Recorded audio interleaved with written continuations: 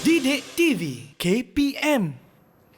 Yang pastinya murid-murid sekarang ini berada dalam slot menengah rendah untuk mata pelajaran asas sains komputer. Ada banyak yang kita pelajari bersama dengan Cikgu Muhammad Rizwan. Tapi ada lagi ilmu yang kita nak pelajari dalam asas komputer kan Cikgu kan? Apa pula untuk asas sains komputer kali ini Cikgu?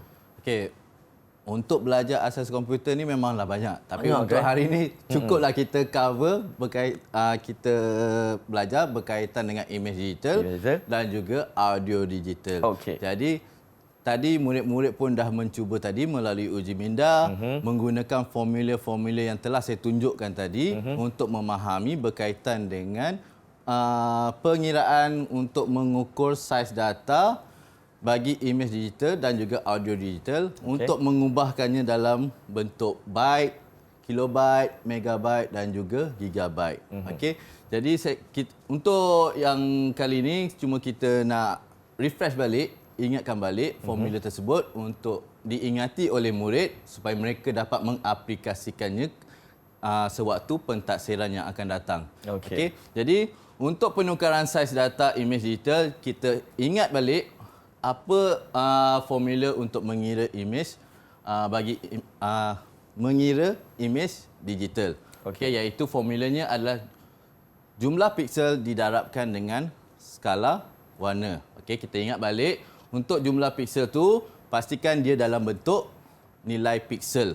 Okey, nilai piksel tu macam mana kita nak perolehi? Sekiranya kita dapat satu contoh gambar rajah yang tidak menunjukkan ukuran dalam bentuk piksel, sekiranya dalam bentuk inci ataupun ukuran matematik, maka kita perlu darabkannya dengan berapakah DPI bagi imej tersebut. Barulah kita dapat mengubahkannya ke dalam bentuk piksel, kemudian kita darabkan, panjang piksel didarab dengan lebar piksel, barulah kita akan mendapat jumlah piksel yang akan kita gunakan dalam formula.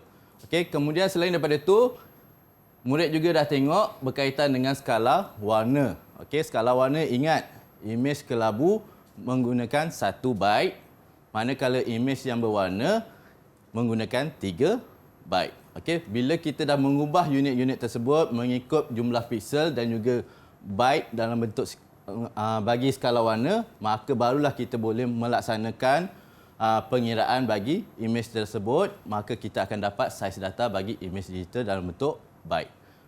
Ini berkaitan imej digital. Kemudian kita juga dah melihat bagaimana untuk mengira bagi audio digital pula. Iaitu kita gunakan kadar sampel dalam bentuk unit hertz didarab dengan kedalaman bit dalam bentuk byte dan didarab juga dengan berapakah bilangan saluran bagi audio tersebut, didarabkan juga dengan berapakah durasi ataupun kepanjangan audio tersebut dalam unit saat. Jadi apabila kita darabkan ke semua tersebut, barulah kita akan dapat saiz file audio digital dalam bentuk byte. Dan diingat semula, kedalaman bit kita tengok. Sekiranya diberi dalam unit bit 8 bit, maksud dia adalah bersamaan dengan 1 byte. Sekiranya diberikan dalam 16 bit, maksudnya adalah bersamaan dengan 2 byte. Begitu juga perlu diingat oleh murid-murid semua iaitu bilangan saluran. Apakah bilangan saluran yang dikeluarkan? Adakah dia berbentuk mono ataupun stereo? Sekiranya dalam bentuk mono, ia adalah bersamaan dengan 1 saluran. Sekiranya dalam bentuk stereo, ia adalah bersamaan dengan 2 saluran. Dan diingat juga berkaitan dengan durasi itu. Durasi itu mestilah kita tukarkannya dalam bentuk saat. Selalunya soalan akan keluar dalam bentuk minit. Jadi harap murid tidak terleka, pastikan mengubahnya dalam bentuk saat, barulah kita boleh membuat pengiraan ini, maka kita akan dapat saiz file audio digital dalam bentuk byte. Jadi diingat balik, bila kita dah dapat dalam bentuk byte nanti, kita perlu bahagi dengan 1024, barulah kita akan dapat penukaran dalam bentuk kilobyte, megabyte, gigabyte dan seterusnya. Kan. Kena ingat formula tu kan? Formula tu yang penting. Macam kita belajar matematik lah, mesti ingat formula. Cikgu, apa rumusan yang boleh cikgu rumuskan untuk pembelajaran kita pada hari ini, cikgu? Untuk hari ini, saya harapkan murid dapat menghafal untuk pengiraan imej digital dan juga audio digital. Kemudian secara tak langsung mereka tahu bahawa audio ni kita ada saluran mono dan juga saluran stereo. Kemudian macam image digital tadi, kita dah tahu bila melibatkan image yang berkelabu, berapa dia punya bit dia. Kemudian image berwarna, berapa dia punya byte dia.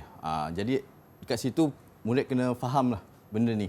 Jadi secara kesimpulannya saya rasa hari ini hasil daripada uji minda kita ni saya nampak ada pemahaman daripada kalangan murid-murid ni. Baik. Kita nak tanya ke cikgu rumusan wakil daripada murid-murid kita? Itu yang Seorang. diharapkan. Okey. Mungkin ada wakil, boleh angkat tangan? Macam mana? Okey, Auni Safia. Okey, Auni Safia, apa hasil kamu yang kamu dapat hari ini? Hari ini saya belajar macam mana mengira saiz fail bagi image digital dan audio digital. Okey. Baik. Terima kasih Adik Auni.